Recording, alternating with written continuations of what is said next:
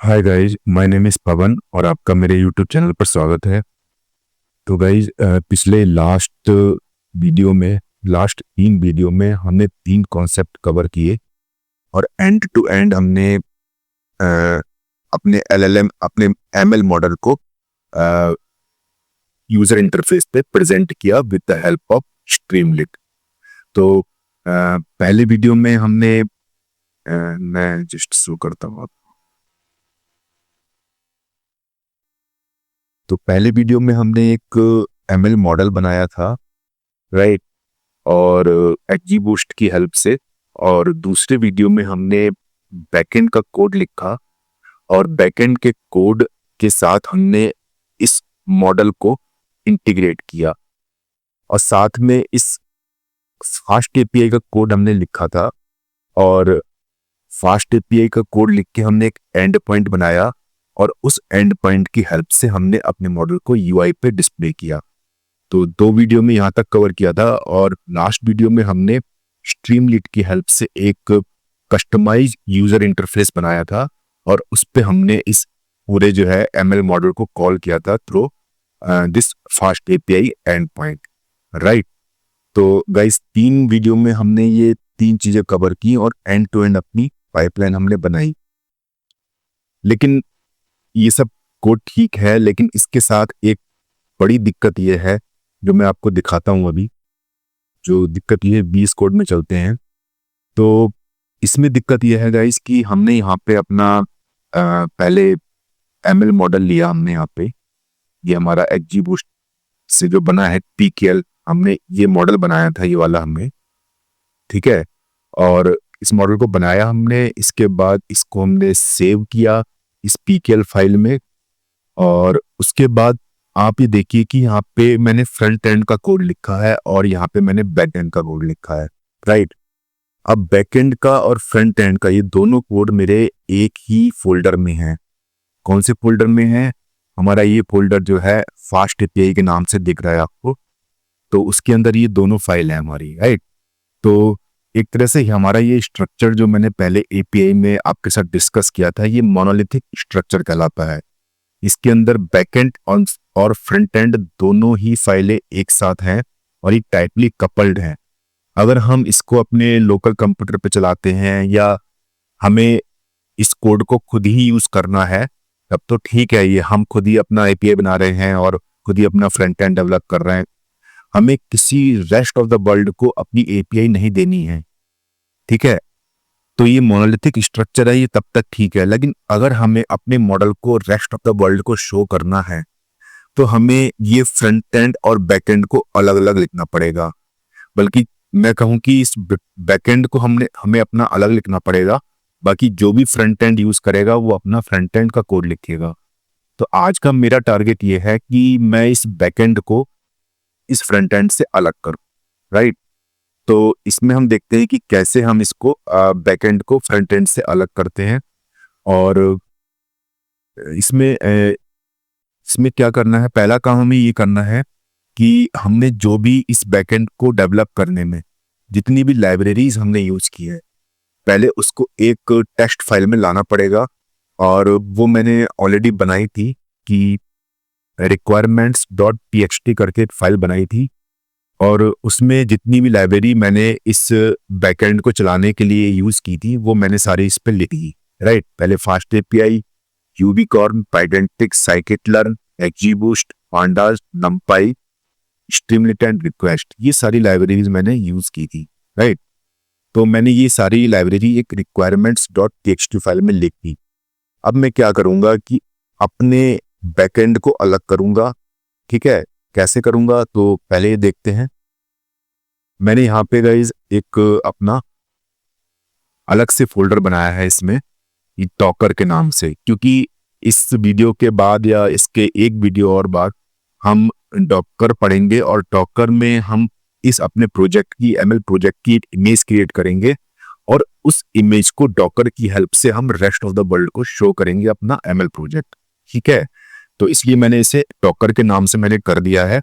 अब इसको मैं जो है डॉकर फोल्डर को मैं वीएस कोड में लेके आता हूँ, ये फोल्डर ओपन करता हूँ यहाँ से और ये डॉकर वाला फोल्डर सेलेक्ट करता हूँ और ये सिलेक्ट फोल्डर। ठीक है गाइस, तो ये मेरा हो गया, मैंने इसको कॉल कर लिया, फोल्डर को ओपन कर लिया VS कोड में। अब इसमें सबसे पहला काम मेरा होगा कि पहले एक वर्चुअल एनवायरनमेंट क्रिएट करना। तो गाइस पिछले कई वीडियोस में मैंने आपको ये चीज़ नहीं सिखाई कि कैसे वर्चुअल एनवायरनमेंट क्रिएट करते हैं। तो आज की वीडियो में मैं थोड़ा स्क्रैच से चलना चाहता हूँ और इसमें दिखाता हूँ आपको कि कैसे हम वर्चुअल एनवायरनमेंट क्रिएट करते हैं। तो ये कुछ 2 लाइन का कोड होता है यहाँ पे। ये पहले तो हम एक वर्चुअल एनवायरनमेंट क्रिएट करेंगे, तो इसका कोड ये है, मैं इसको कॉपी करता हूँ और जस्ट मिनट, एक नया टर्मिनल खोल लेते हैं यहाँ से। ओके, और इस पे मैं अपना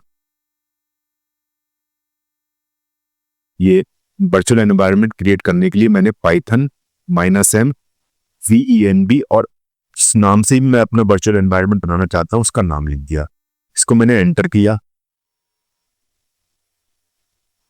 तो अभी प्रोसेस होने दीजिए इसको, उसके बाद देखते हैं क्या होता है ये।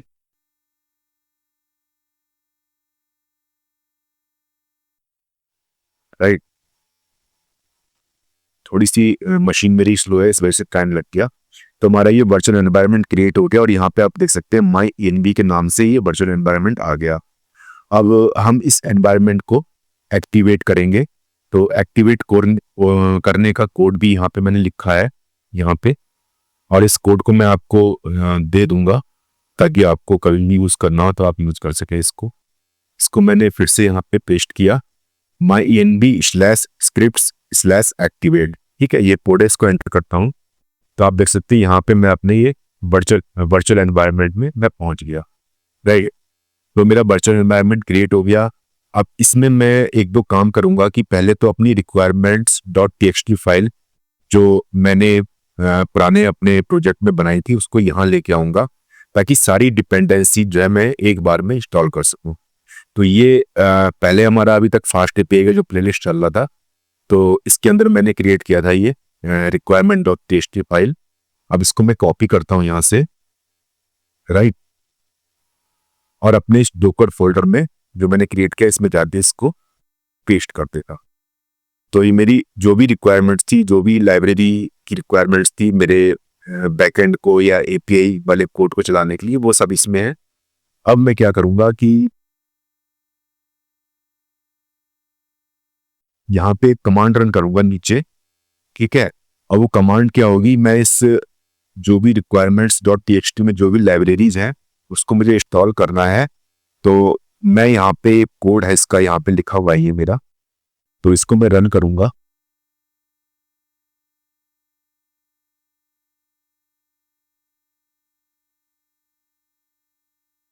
नया टर्मिनल खोलता हूँ, टर्मिनल से कुछ प्रॉब्लम हो गई थी। राइट, तो मैं इसको कॉपी पेस्ट करता हूँ, शायद कॉपी नहीं हुआ, वहां से कोड ही है। राइट, तो इसको हमने ऐसे किया, यहाँ पे हम जाके इसको यहाँ पेस्ट हो गया इस बार। राइट, तो मैं इसको एंटर करता हूँ तो जितनी भी लाइब्रेरीज है मेरी इस नए फोल्डर में, नए एनवायरनमेंट में इंस्टॉल हो जाएंगी।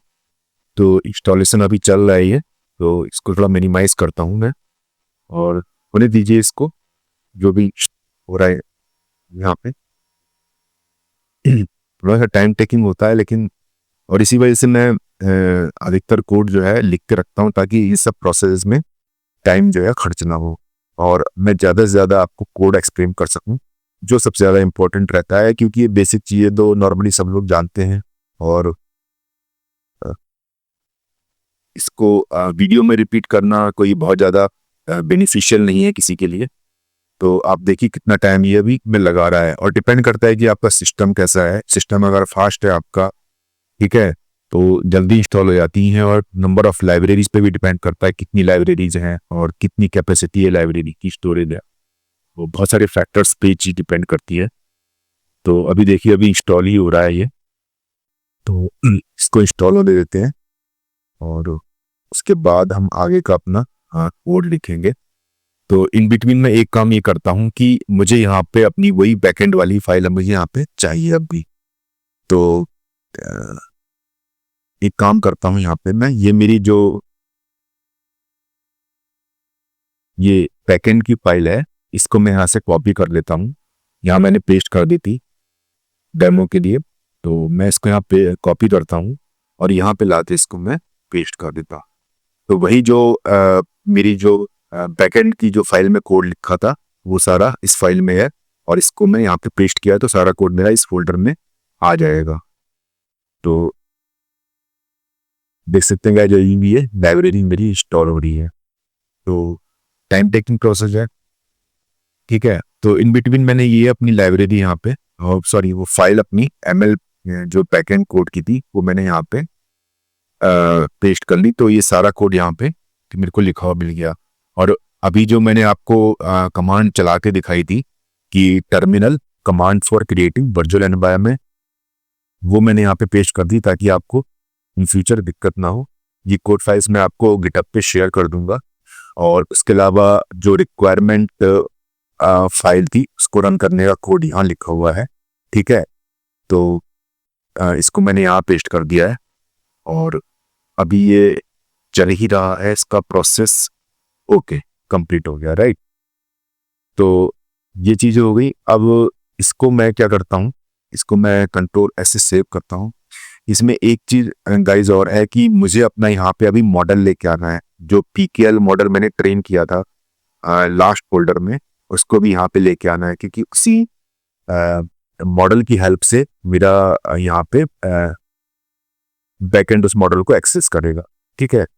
तो मैं यहाँ पे क्लिक करता हूँ, अपने पुराने फोल्डर में जाता हूँ फास्ट एपीआई वाले, और जो भी ये मेरा ये पिकल मॉडल मुझे यहाँ से लेना है, मुझे ये वाला नहीं लेना, जुपिटर नोटबुक में लेनी है। पिकल मॉडल को मैं कॉपी करता हूँ यहाँ से, और मैं यहाँ से कॉपी कर लिया और डॉकर में गया।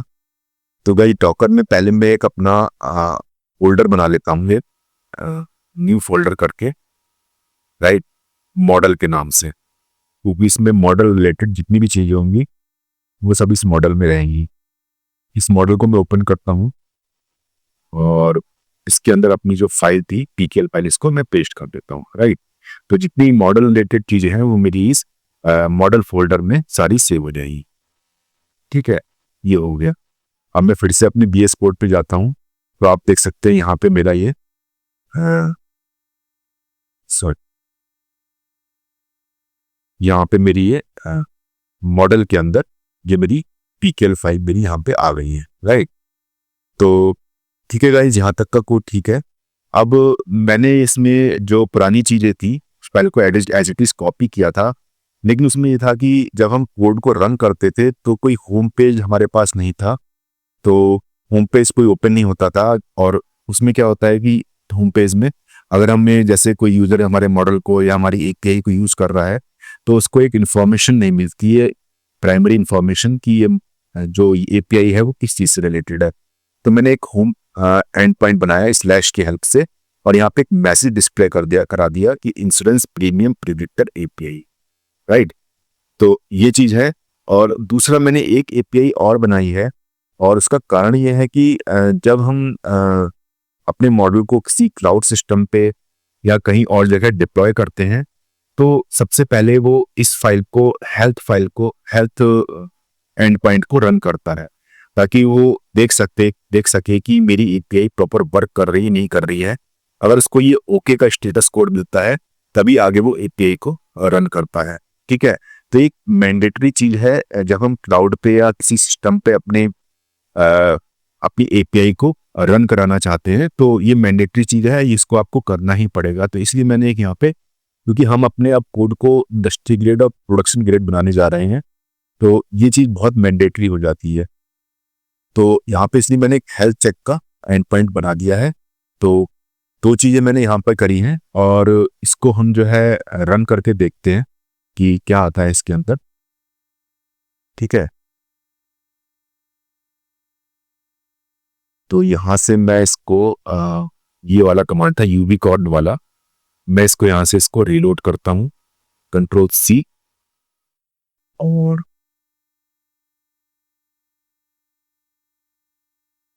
कंट्रोल की, इसको रन करता हूँ तो आप देख सकते हैं यहाँ पे मेरा ये रन हो गया, ये एपीआई मेरी वेब सर्वर मेरा ऑन हो गया इस पेज पे। अब देखिए जैसे ही मैंने ये होम पेज ओपन किया तो इस पे एटलीस्ट मेरे यूजर को एक इन्फॉर्मेशन मिल रही है, ये इंश्योरेंस प्रीमियम प्रिडिक्शन एपीआई है। ठीक है, अब मैं इसके हेल्थ वाले पे जाता हूँ, स्लैश हेल्थ करके जो एंड पॉइंट बनाया था मैंने, इसको एंटर करता हूँ।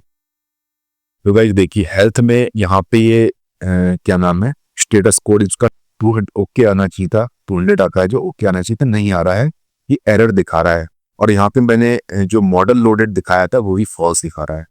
तो एटलीस्ट जो है जब क्लाउड पे रन होती है तो यहाँ पे अगर इस तरह की इंफॉर्मेशन मिलती है तो वो आगे नहीं प्रोसेस करता इस चीज को।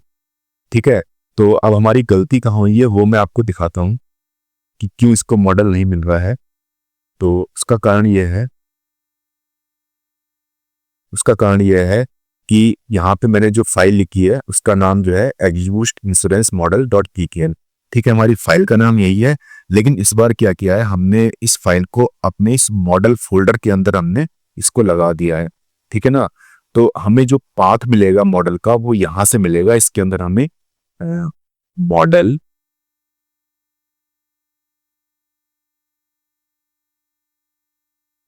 ये हमें देना पड़ेगा इसी, राइट।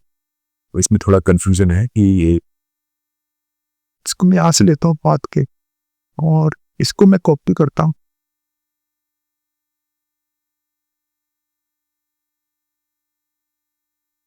राइट। तो ये पूरा पाथ है, मैं इसका पाथ कम कर देता हूँ क्योंकि इसने कंप्लीट पाथ दिया है, और यहाँ ये पाथ हो गया इसका। अब मैं इसको सेव करता हूँ तो आप देखने की कोई दिक्कत नहीं आएगी। इसको जो मॉडल नहीं मिल रहा था क्योंकि मॉडल का एड्रेस हमने गलत दिया हुआ था, पाथ गलत दिया हुआ था, अब इसको पूरा प्रॉपर पाथ मिलेगा। ठीक है ना, तो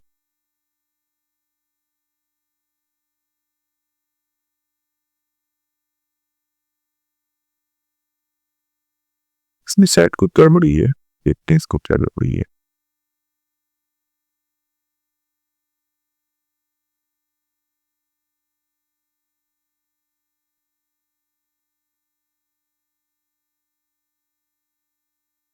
अनबॉक्स, यहाँ पे गड़बड़ी है, इसके अंदर जाएंगे, ये लगा हुआ है।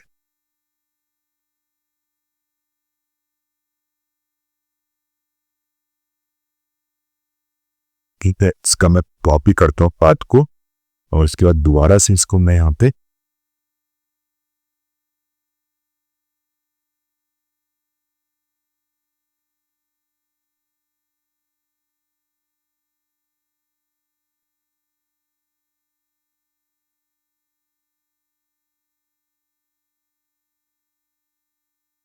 इसको दोबारा से बूट करता हूँ, ये शायद फॉरवर्ड स्लैशिंग वही यहाँ पे। ठीक है, अभी दोबारा रिलोड कर रहा है।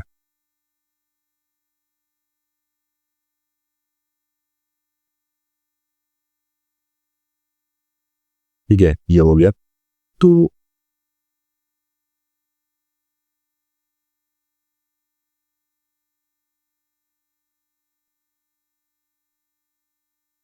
ठीक है, अब इसको हम फिर से जाते हैं अपनी फ्रंट एंड पे और इसको हम रिलोड करते हैं। तो इस बार देखिए मॉडल का स्टेटस जो है ओके आ गया और मॉडल लोडेड ट्रू दिखा रहा है। ठीक है, और इस पे फिर हम जो है यहाँ पे जाएंगे, अगर हम टॉक्स पे, तो हमारा आप देखिए 3 एंड पॉइंट आ गए। पहला हमने ये क्रिएट किया था इसको होम यूजर को दिखाने के लिए, दूसरा अपने क्लाउड सिस्टम पे अगर हम डिप्लॉय करते हैं तो उसकी मैंडेटरी ये है ये, और तीसरा हमारा ये प्रीमियम प्रेडिक्टर है ये। इसको मैं रन करता हूँ यहाँ से, जैसे ही डिफॉल्ट वैल्यूज पर रन करूंगा इसको मैं, तो आप ये देख सकते हैं ये इसने प्रीमियम मेरा यहाँ पे कैलकुलेट करके दे दिया है। ठीक है, तो गाइज आज मुझे आपको बस इतनी ही चीजें बतानी थी कि कैसे इसको मुझे जो है सेपरेट करना है बैकएंड फाइल को फ्रंट एंड से। तो एक पूरा प्रोसेस था वो मैंने आपको बताया कि पहले बैकएंड फाइल को हम सेपरेट फोल्डर में लेके आएंगे, उसके बाद जो भी रिक्वायरमेंट्स होती हैं वो एक रिक्वायरमेंट फाइल में डाल के लाइब्रेरी जो भी रिक्वायर्ड है उसको हम इस फोल्डर में लाके पेस्ट कर देंगे और इसको रन कर देंगे ताकि लाइब्रेरी जो नेसेसरी लाइब्रेरी है वो इंस्टॉल हो जाए। और तीसरा ये है कि अपने जो ट्रेंड मॉडल था उसको लेके आएंगे और तब जाके हमारा ये काम कंप्लीट होगा। इसमें 2 चेक लगाए थे मैंने एंड पॉइंट बना के, और इसमें एक मैंने यहाँ पे कोड लिखा था ये वाला मॉडल लोड करने के लिए। और साथ में आप देखिए कि इसमें मॉडल वर्जन मैंने बाय डिफॉल्ट करके जो है इसको 1.00 दिया हुआ है। लेकिन कई बार क्या होता है कि जब आप क्लाउड सिस्टम पे जाते हो और अपने मॉडल में कोई इम्प्रूवमेंट करते हो तो उसका वर्जन जो है ऑटोमेटिकली एक मॉडल रजिस्ट्री करके फोल्डर होता है, वहाँ पे अपडेट होता रहता है और वहाँ से डायरेक्ट फैच कर लेता है और हमें फोर्सफुली यहाँ पे इस मॉडल वर्जन को देने की ज़रूरत नहीं पड़ती है। तो फिलहाल अभी हम बेसिक चीज़ें कर रहे हैं, तो मैंने यहाँ पे मॉडल वर्जन दे दिया है। और सबसे बड़ी बात ये होती है कि जब भी हम इंडस्ट्री ग्रेड या प्रोडक्शन ग्रेड कोई प्रोजेक्ट बनाते हैं तो सबसे बड़ी चीज़ हो जाती है कि वहाँ पे जितने भी टाइप की एरर या एक्सेप्शन जितने भी टाइप के हो सकते हैं हमें अपने हैंडल करना मस्ट है। ठीक है, तो आप देख सकते हैं मैंने कितने सारे यहाँ पे एक्सेप्शन और एरर हैंडलिंग लगा रखी है, क्योंकि अगर किसी भी स्टेप पे हमारा मॉडल अगर फेल होता है, कहीं लोडिंग में दिक्कत आ रही है या कुछ एक्स वजह कोई भी प्रॉब्लम हो रही है, तो हमें बिल्कुल पता नहीं लग पाएगा कि कहाँ दिक्कत हुई। ठीक है, उसके लिए एरर मैसेज बहुत जरूरी है ताकि यूजर को भी पता लग जाए, और यूजर से ज़्यादा डेवलपर के लिए जरूरी है कि अगर कोई मॉडल रनिंग में या एपीआई रनिंग में प्रॉब्लम आ रही है तो इस एरर को कैच करके वो अपने अपने सिस्टम को रिकवर कर सके, अपने सिस्टम को ठीक कर सके। अब जहाँ भी कोडिंग में दिक्कत है या कहीं मॉडल लोडिंग में दिक्कत है उसको ठीक कर सके, वो इन्हीं एरर मैसेज से पता लगता है। ठीक है, तो ये एरर हैंडलिंग बहुत जरूरी हो जाती है जब हम प्रोडक्शन ग्रेड या इंडस्ट्री ग्रेड कोड लिखते हैं। तो गाइज आज के लिए इतना ही था। नेक्स्ट भी हम आगे कुछ इसी कोड में सुधार करेंगे, लेकिन वो नेक्स्ट वीडियो का टॉपिक है। तो आज के लिए फिलहाल इतना ही, और आप मेरे चैनल को सब्सक्राइब कर दीजिए और नेक्स्ट वीडियो का नोटिफिकेशन मिल जाए इसके लिए बेल आइकन जरूर दबा दीजिए। और इसके बाद 1 वीडियो बाद या 2 वीडियो बाद हम अपनी टॉकर की सीरीज शुरू कर रहे हैं। टॉकर की प्लेलिस्ट आई थिंक 6-7 वीडियो में वो कंप्लीट हो जाएगा। बहुत बेसिक से बहुत सिंपल तरीके से मैं आपको डॉकर सिखाऊंगा ताकि आप कहीं भी अपने किसी भी मॉडल को, चाहे एलएलएम मॉडल हो, एमएल मॉडल हो, डीप लर्निंग मॉडल हो, उसको डॉकराइज करके किसी भी सिस्टम पे, किसी भी क्लाउड पे उसको डिप्लॉय कर सकें और आप एक इंडस्ट्री ग्रेड या प्रोडक्शन ग्रेड आप अपनी एपीआई सर्व कर सकें। ठीक है, तो thanks for watching this video. Bye bye.